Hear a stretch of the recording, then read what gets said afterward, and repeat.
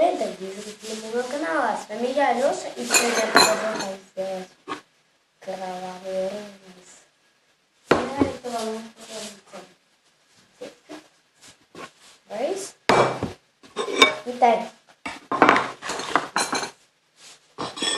давайте рис, который вам нужен.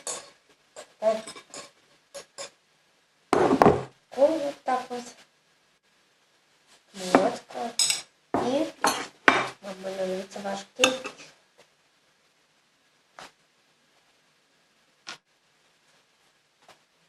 Наливайте кетчуп на вот на рис. Видела прям как кровь стоят. И отлично. Я разбил.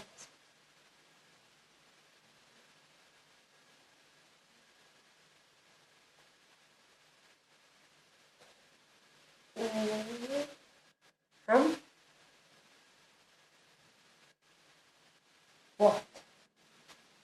Кровавый рис готов.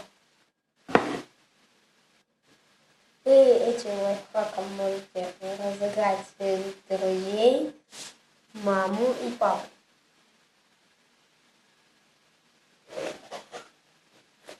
Ну, короче, я вам не советую это делать, потому что пельмени это очень вкусно. Потому что с кровью. Да, мне можно подшутить, потому что я... короче, сейчас мне можно подшутить, у меня нет родителей дома. Ну, короче, подписывайтесь на мой канал, а я всем желаю удачи и всем пока.